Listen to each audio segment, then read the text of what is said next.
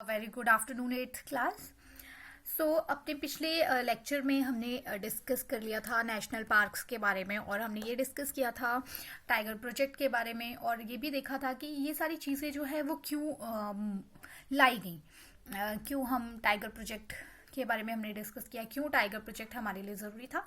उसी तरह कुछ एक टॉपिक्स है यहाँ पे जो आज हम डिस्कस करेंगे, and that topics are also related to environment, उनकी कंजर्वेशन और उनकी preservation. So the first topic that we are going to discuss is red data book. So what is a red data book? It is a book that consists of, as you all know, that red is a signal of danger. So likewise ये book जो है that the red data book ये भी कुछ danger चीज़ों को signify करती है that are causing threat in the environment. So जो रेड डाटा बुक है, red data book is a source book which keep a record of all the endangered species. You can see that कि मैंने यहाँ पे इसको underline किया है, endangered species and plants, यानी species of plants and animals. यानी ये ऐसी बुक है जिसमें कि उन सारे एनिमल्स और प्लांट्स के नेम मेंशन किए हैं जो एंडेंजर्ड हैं. ठीक है. So next, this book is maintained internationally by an organisation. तो यानी इंटरनेशनल लेवल पे जो है ये बुक मेंटेन की जाती है. लाइक हम लोग देखते हैं हर बार कुछ एक टाइम बाद सर्वेज होते हैं और उसमें फिर इस बुक को मेंटेन किया जाता है कि कौन सी अब ऐसी स्पीशीज हैं जो एंडेंजर्ड हैं, जो जिनमें जो है जो लिविंग थ्रेट है जिनके लिए. ठीक है. उसके बाद है जो रेड डाटा बुक है that is for plants and animals found in India. Also मतलब कि इंडिया में भी हमने जो है एक रेड डाटा बुक बनाई हुई है जिसमें कि हम क्या करते हैं, हम देखते हैं कि इंडिया में कौन कौन से ऐसे प्लांट्स और एनिमल्स हैं जो कि एंडेंजर्ड है. Now what is this term endangered? हम बार बार इस टर्म को यूज कर रहे हैं दैट कि एंडेंजर्ड प्लांट एनिमल है. तो व्हाट दिस टर्म मीन्स, तो इसको डिस्कस करते हैं. नाउ एंडेंजर्ड एनिमल, प्लांट और स्पीशीज क्या होती हैं? सो एनिमल और plants whose number are diminishing to a level that they might face extinction are known as endangered animals और प्लांट और स्पीशीज. यानी कि ऐसे लोग, ऐसे ऑर्गेनिजम्स जिनकी की जो नंबर है वो इतना कम हो चुका है कि कुछ टाइम बाद ऐसा हो सकता है कि वो खत्म हो जाए बिल्कुल. जैसे कि डायनासोर्स की अगर हम बात करें तो वो बिल्कुल खत्म हो गए. तो एक्सटिंक्शन का मतलब होता है खत्म हो जाना, बिल्कुल खत्म हो जाना. लाइक कि उनका कोई अवशेष भी यहाँ, मतलब कि लिविंग जो कोई भी लिविंग ऑर्गेनिज्म है उस स्पीशीज का वो यहाँ पर नहीं हो. फॉर एग्जाम्पल अगर हम डायनासोर्स की बात करें तो डायनासोर्स क्या है? एक्सटिंक्ट स्पीशीज है, क्योंकि अब वो हमें देखने को नहीं मिलते. ठीक है. वो पूरी तरह से पृथ्वी से खत्म हो चुके हैं.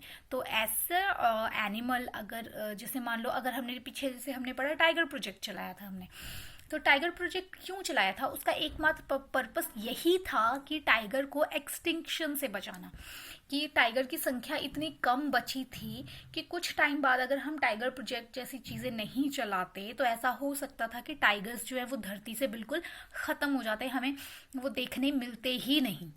तो ऐसी स्पीशीज़ का रिकॉर्ड जो होता है वो रेड डाटा बुक में होता है, जो कि जिनका नंबर धरती में बहुत कम बचा होता है, और ऐसा हो सकता है कि कुछ टाइम बाद वो बिल्कुल धरती से ही खत्म ही हो जाए. तो that species that known as endangered species, वो प्लांट की भी हो सकती है, एनिमल्स की भी हो सकती है. Okay. Now the next term is endemic species. Now, those species of plants and animals which are found exclusively in a particular area that are not naturally found anywhere, that is known endemic. यानी कि ऐसी कुछ एक चीजें, शायद plants organism हो सकते हैं, एनिमल्स हो सकते हैं, जो कि सिर्फ एक पर्टिकुलर एरिया में ही पाए जाते हैं, पूरी धरती में वो नहीं पाए जाते, कुछ एक एरियाज में ही वो ऑर्गेनिज्म जो है वो पाए जाते हैं. उन स्पीशीज को हम एंडेमिक स्पीशीज बोलते हैं. ठीक है. After that, the next term is migration. So if we talk about migration, migration मतलब एक जगह से दूसरी जगह जाना है. ठीक है.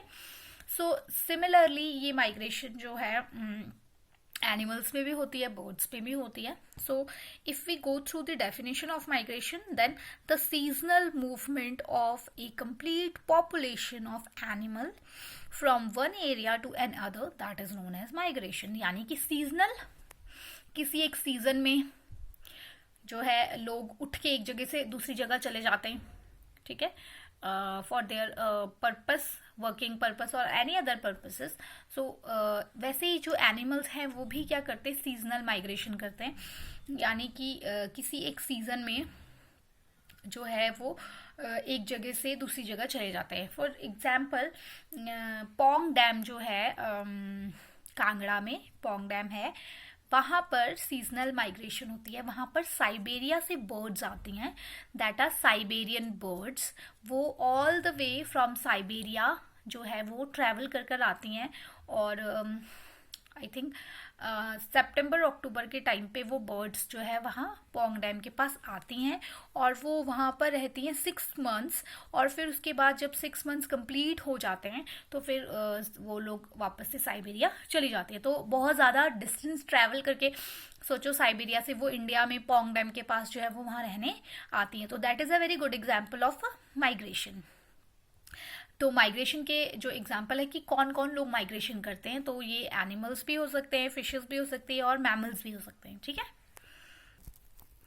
Now the next topic is deforestation. हमने डिफॉरेस्टेशन के बारे में पढ़ा था कि जिस तरह अगर हम कॉन्टिन्यूसली पेड़ों की कटाई करते रहें तो दैट कॉजेज डिफॉरेस्टेशन. वैसे ही अगर हम रिफॉरेस्टेशन जो होता है उसमें हम करते हैं कि जो पेड़ कट गए हैं या डिस्ट्रॉय हो गए उसकी रीस्टॉकिंग करते हैं, उसको दोबारा से उगाया जाता है, प्लांट किया जाता है न्यू ट्रीज को, और that is known as reforestation.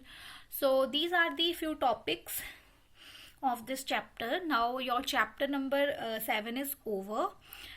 Now let's move towards this questions. What is red data book? What do you understand by the term migration?